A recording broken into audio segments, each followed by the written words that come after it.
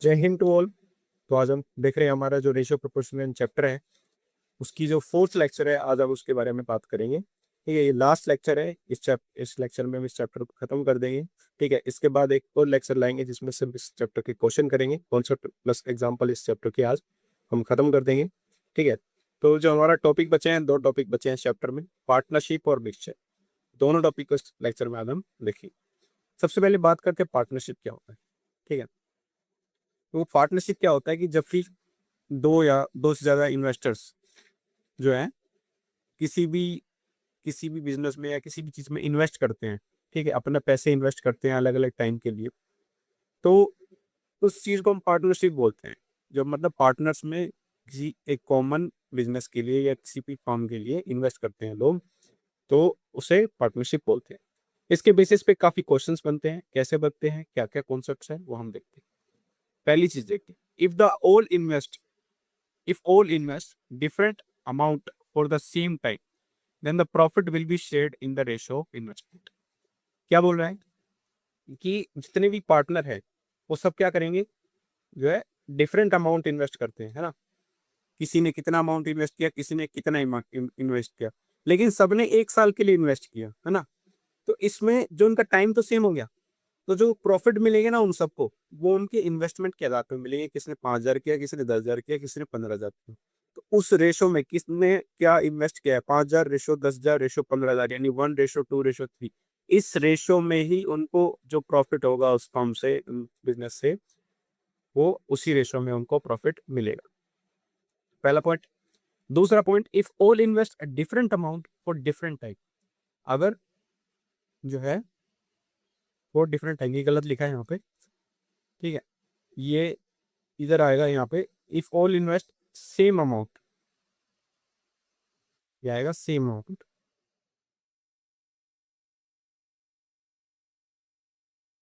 अगर जो है सभी सेम अमाउंट जो है इन्वेस्ट करते हैं, सेम अमाउंट जो है इन्वेस्ट करते हैं, कितने के लिए, डिफरेंट टाइम पीरियड के लिए, तो क्या होगा हमारा, अगर सेम अमाउंट इन्वेस्ट करते हैं डिफरेंट टाइम के लिए, तो अमाउंट सेम हो गया, यानी टाइम चेंज हो गया।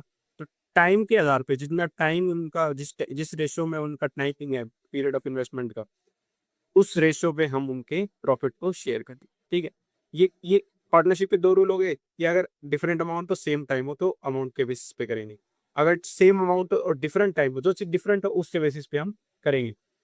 राइट। थर्ड कॉन्सेप्ट जिससे सारे कवर हो जाएंगे, अगर डिफरेंट अमाउंट इन्वेस्ट करता है और डिफरेंट टाइम के लिए करते हैं, अगर डिफरेंट अमाउंट और डिफरेंट टाइम, किसी ने 30,000 की, किसी ने 20,000 की है, और किसी ने 1 साल के लिए की, किसी ने 2 साल के लिए की है, तो यहाँ पे इन्वेस्टमेंट का टाइम भी अलग हो गया और अमाउंट भी अलग हो गया। तो इस केस में जो होगा, उनका जो प्रॉफिट होगा ना, प्रॉफिट P1:P2, यानी उनके जो प्रॉफिट का रेशियो होगा P1:P2, वो बराबर होगा ratio of product of investment and time. यानी उसकी पहले बंदे की इन्वेस्टमेंट और उसने कितने टाइम के लिए किया, रेशियो दूसरे बंदे की इन्वेस्टमेंट और उसने कितने टाइम के लिए किया, ये 2% के लिए कितने टाइम के लिए किया, उन दोनों का रेशियो और रेशियो ऑफ द प्रॉफिट बराबर होगा। ठीक है, तो ये है हमारे कुछ कॉन्सेप्ट्स पार्टनरशिप के, इन्हीं के ऊपर हमारे क्वेश्चंस आएंगे। ठीक है, तो यही है, इसमें बस यही 3 कॉन्सेप्ट है मेन पार्टनरशिप के, बाकी इस पे जो क्वेश्चंस आएंगे वो हम देखते हैं। एक एग्जांपल देखते हैं, देखो। ठीक है, सबसे पहले एक एग्जांपल देखते हैं, उसको सेट करते हैं। देखो, ये पिछले लेक्चर का एग्जांपल है। Just a second। एग्जाम्पल हमारे सामने, Amit and Rahul started A business by investing ₹30,000 and ₹60,000। Amit और राहुल 2 बंदे हैं, उन्होंने बिजनेस स्टार्ट किया, एक ने 30,000 इन्वेस्ट किए, एक ने 60,000 इन्वेस्ट किए। Find the share of each out of an annual profit rupees. जो टोटल प्रॉफिट हुआ ना, और प्रॉफिट क्या हुआ, 5700 का प्रॉफिट हुआ। ठीक है, और एक ने, अमित ने क्या इन्वेस्ट किए थे, अमित ने इन्वेस्ट किए थे 30,000। ठीक है, और राहुल ने इन्वेस्ट किए थे 60,000। ठीक है, अब देखो, और दोनों ने सेम टाइम के लिए किया, एनुअल प्रॉफिट यानी 1 साल के लिए। तो टाइम सेम है, अमाउंट डिफरेंट, टाइम सेम है, अमाउंट डिफरेंट है, तो किसके बेसिस पे उनका प्रॉफिट डिवाइड होगा, क्योंकि अमाउंट के रेशो पे। अगर इसका अमाउंट 30,000 है और इसका अमाउंट है 60,000, तो रेशो क्या आ जाएगा, 1:2। यानी जो प्रॉफिट होगा ना उसको ये आपस में 1:2 में डिवाइड करिए। और प्रॉफिट हमें दे रखा है 5700 प्रॉफिट है। तो टोटल मतलब इसका क्या हो जाएगा, 1x और 2x, यानी 3x इक्वल टू 700, यानी x इक्वल टू आ जाएगा 1900। तो इसका वन वाले का तो आ गया, एक बंदे का अमित का जो वो आएगा प्रॉफिट वो आएगा वो 1900, और इसका राहुल का जो प्रॉफिट आएगा वो आएगा 3800। राहुल का प्रॉफिट जो आएगा वो आएगा 3800, राइट। एक और क्वेश्चन देखते हैं हम।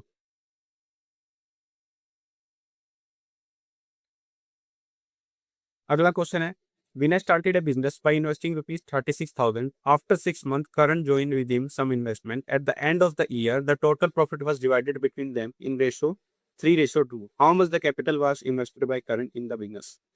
विनय और करण, देखो विनय ने एक जो है एक बिजनेस स्टार्ट किया। विनय ने, उसने कितने इन्वेस्ट किए, 36,000। 36,000 उसने इन्वेस्ट किए, राइट।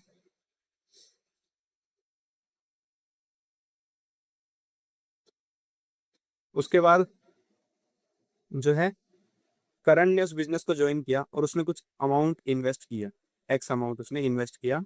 और करण ने उसको मतलब 6 महीने बाद ज्वाइन किया। विनय ने जब स्टार्ट किया उसके 6 महीने बाद करण ने उस बिजनेस को स्टार्ट किया, ठीक है। तो इसने इन्वेस्ट किए आफ्टर 6 मंथ। और टोटल दोनों ने कब तक कितने कितने टाइम के लिए किए, 1 साल के लिए, at the end of 1 year. यानी इसने किया इन्वेस्ट 1 साल के लिए, और इसे 6 महीने बाद ज्वाइन किया तो इसने भी कितने किया, 6 मंथ के लिए इन्वेस्ट किया, है ना। और जो उनका जो प्रॉफिट का जो रेशो था, यानी P1:P2, वो हमें गिवन है 3:2। तो हमें इन्वेस्टमेंट ऑफ बतानी है, इन्वेस्टमेंट बतानी है किसकी, करंट की क्या इन्वेस्टमेंट, ठीक है। अब हमें पता है कि P1:P2 बराबर होता है इन्वेस्टमेंट ऑफ फर्स्ट पर्सन, यानी investment of Vinay into time of Vinay, time of Vinay. Ratio क्या हो गया हमारा, investment of current ratio time of current. तो P1:P2 हमें दे रखा है 3:2, और इन्वेस्टमेंट ऑफ विनय दे रखी है हमें कितनी, 36,000। कितने टाइम के लिए किया है, 12 months. Ratio investment of current नहीं पता, वो ये हमें निकालनी है। और टाइम इसलिए क्या है, 6 मंथ, ठीक है। तो ये इक्वेशन बन गई। अब इसको बस हमें सोल्व कर देना है, दोनों को इक्वल रख के क्रॉस मल्टीप्लाई करके सोल्व हो जाएगा। तो आप इसको सोल्व करके आंसर बताएंगे कि इन्वेस्टमेंट ऑफ करंट कितनी है। कमेंट में आप जरूर आंसर बताएंगे, इसको आप सोल्व करेंगे।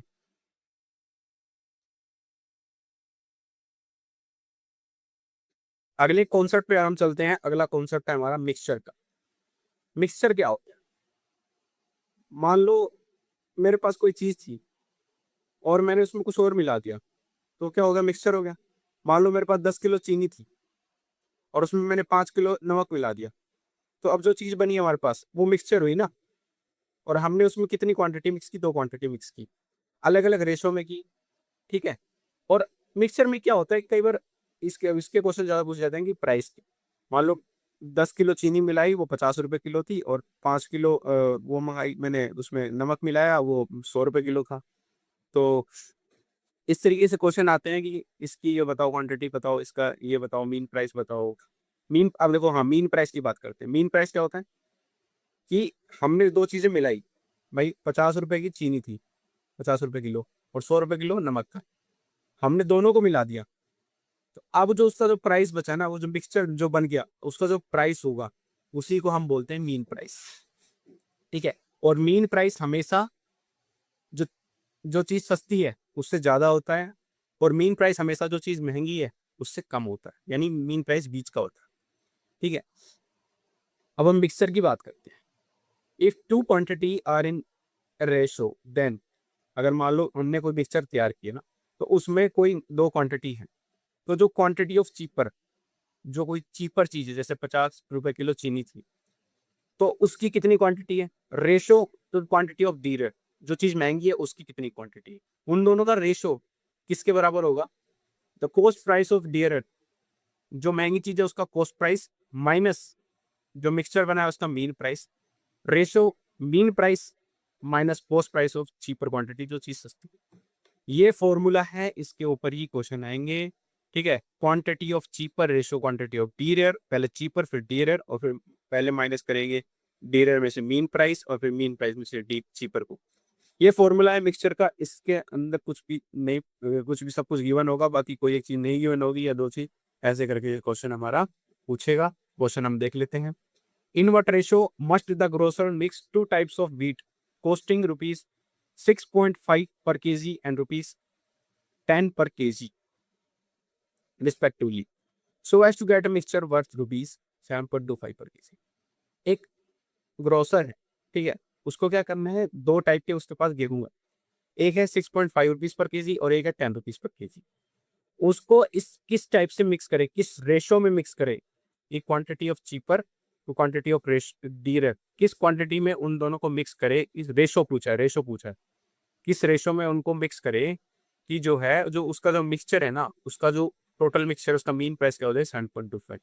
तो हमसे क्या पूछा है, देख रहे हो, हमसे quantity of cheaper ratio quantity of dear ही पूछा है, व्हाट रेशो पूछा है हमसे। ठीक है, तो ये क्या होता है हमारा, ये होता है हमारा cost price of D rate. Cost price of D rate क्या है, 10, जो महंगी चीज उसका कॉस्ट प्राइस कितना है 10, माइनस मीन प्राइस हमें दिया है 7.25, रेशो मीन प्राइस कितना है 7.25 minus cost price of cheaper, cost price of cheaper 6.5, तो ये आ जाएगा हमारा 2.75 रेशो, इसको माइनस करेंगे वो आएगा 0.7। ठीक है, यानी 2.75 डिवाइडेड बाय 0.75, 0.75 पॉइंट हो जाएगा कैंसिल, 25 3, 25 1 और 25 1, तो जो हमारा जो रेशो आएगा ना वो आएगा 11:3, 11, ये हो जाएगा हमारा आंसर। ये था हमारा मिक्सचर का पहला कॉन्सेप्ट और उसका एक एग्जाम। अब एक और मिक्सचर का एक और कॉन्सेप्ट है जिसके ऊपर क्वेश्चन आते हैं, वो कॉन्सेप्ट और हम देख लेते हैं। If there is a container, हमारे पास अगर कोई कंटेनर है जिसके अंदर x यूनिट ऑफ लिक्विड है, मतलब एक कंटेनर है जिसके अंदर x लिक्विड है, इतना लिक्विड है हमारे पास, and you take out y unit, और उस x में से आपने y निकाल लिया, और जो y निकाला ना उसको उस y को निकाला और उसकी जगह पानी मिला दिया उसमें, जितना y निकाला उतना ही y मिला दिया उसमें पानी, लेकिन पानी मिला लिक्विड में से। After doing this n type, और हमने इसको एन बार किया, मतलब एन की कितना भी हो सकता है, एक बार किया, दो बार किया, 3 बार, 4 बार, कितनी बार भी हमने इस चीज को रिपीट किया, तो जो अब उसमें जो प्योर बचेगा ना लिक्विड, जो प्योर लिक्विड बचेगा कंटेनर में, उसकी क्वांटिटी कितनी होगी। हमारे पास प्योर लिक्विड था, उसमें से हमने कुछ निकाला और उसकी जगह पानी डाल दिया, तो ऐसा हमने एन बार किया, कितनी बार भी किया, तो जो क्वांटिटी जो प्योर लिक्विड उसमें पहले बचा हुआ था, अब वो कितना बचेगा, हम इतना बार बार करेंगे तो इसको, तो इसका फॉर्मूला है हमारा bracket x bracket 1 minus y upon x की पावर n। ठीक है, x हो गया हमारा इनिशियल जो लिक्विड, प्योर लिक्विड था, इनिशियल जो लिक्विड था, और y हो गया हमारा कितना हमने रिप्लेस किया, x तो हमें हो गया, और n हमने किया है कितनी बार रिप्लेस किया। ठीक है, तो ये हमारा फॉर्मूला है x bracket 1 minus y upon x की power n, quantity of pure liquid निकालने का, अगर हम बार बार किसी क्वांटिटी को रिप्लेस कर रहे हैं वाटर से या किसी भी चीज से। ठीक है, इसके ऊपर एक क्वेश्चन देखते हैं, लास्ट क्वेश्चन देखेंगे इस चैप्टर का, उसके बाद ये चैप्टर हमारा खत्म, और उसके बाद हम इस चैप्टर के क्वेश्चंस बैन करेंगे। टोटल हम लगभग 15 प्लस क्वेश्चन करेंगे इस चैप्टर की। ठीक है, थोड़ा सा एडजस्ट करना पड़ेगा आपको, कोई नहीं, चलो।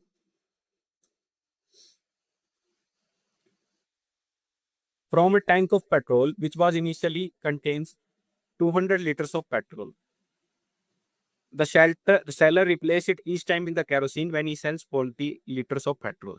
Every time he sells out only 40 liters of petrol after replacing the petrol with kerosene 4 times.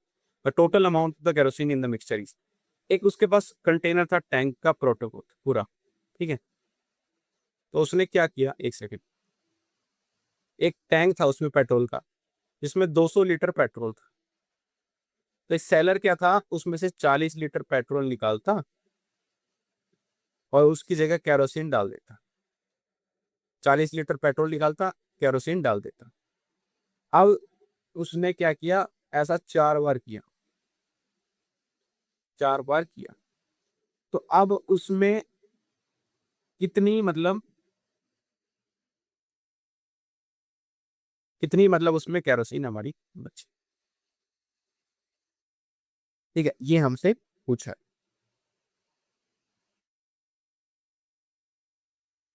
ठीक है, तो इसका क्या फॉर्मूला हमारा हमने अभी देखा, एक्स ब्रैकेट 1 - y/x की पावर n। एक्स की वैल्यू में पता है 200, राइट, और ब्रैकेट में 1 - y की वैल्यू है 40/200 और इसकी पावर है 4। इसको सोल्व करेंगे, आंसर आएगा, देखो 200 इंटू में आ जाएगा, ये अगर 200 - 40 यानी 160/200 यानी 4/5 की पावर 4। ठीक है, 200 इंटू 60/25, इसको सोल्व करेंगे, आंसर आएगा, आंसर आप कमेंट करेंगे। ठीक है, तो ये हो गया हमारा चैप्टर कंप्लीट, हमारा रेशियो प्रोपोर्शन एंड पिक्चर। तो कैसा लगा, इसकी जो स्लाइड्स के जो नोट्स हैं, जो पीडीएफ है स्लाइड्स की, वो मैं डिस्क्रिप्शन में अटैच कर दूंगा। ठीक है, इसके बाद एक लेक्चर और देखेंगे इसमें, जिसमें सारे क्वेश्चंस कवर करेंगे, इस चैप्टर के सारे क्वेश्चन सोल्व करेंगे। थैंक यू, जय हिंद।